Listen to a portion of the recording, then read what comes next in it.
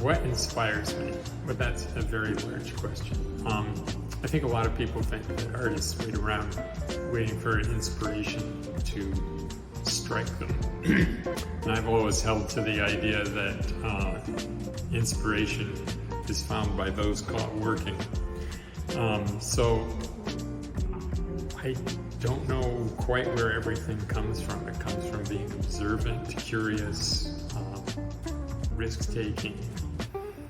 So I put myself in the way of a lot of what would be inspiration, going to shows, going to museums, a lot of stuff that's listening to music, a lot of stuff that's unrelated to what I do, and it finds its way.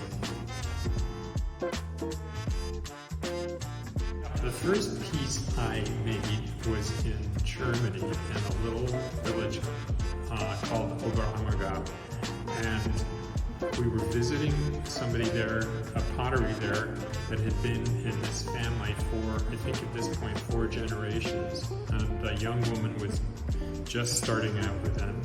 I mean, she was the great-granddaughter of the person who started it. And they had a kick wheel, so the wheel you propel by kicking with the foot. And I was fascinated watching them throw pots, just centering it on the wheel and bringing the clay up. And she told me enough and gave me a try. She showed me how to do it, and I did it, and I kept that little raw clay, didn't get fired, disappeared somewhere. But this was on our honeymoon. We were camping around Europe in 1969.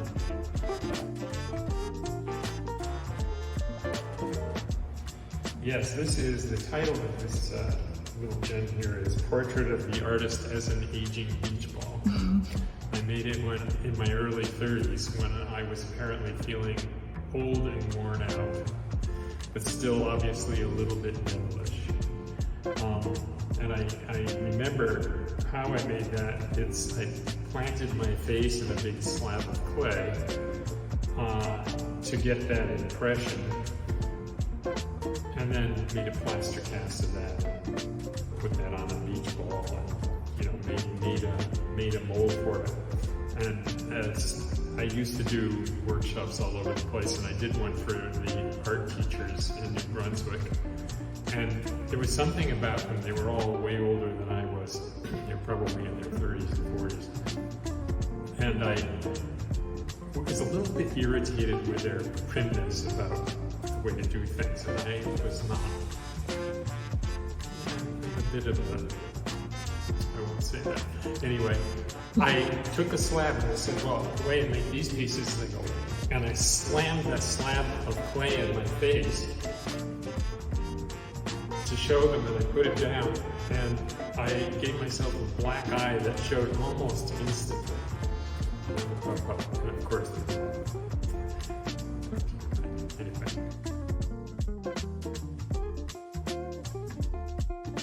Well, it's a big question. What advice would I give to younger artists? I think the main piece of advice I have is be curious. Follow your nose, but you have to work hard. I think that don't be afraid to try things, experiment, but recognize what works and what doesn't, which isn't always easy. And expose yourself to life, expose yourself to everything, expose yourself to other art, visit artist studios, get to know older artists, read a lot, be involved in artistic expression in lots of realms. One of the things I did a lot when I was younger was I imitated work that I really admired. And I think one of the things that happens there is, well, it will be derivative of somebody else's work. If you are inspired by it, it will very quickly take on the flavor of your own vision. I think that curiosity didn't kill this cat. If you follow the timeline of the work, you'll see that I hit it off in many directions at the same time, with things repeated.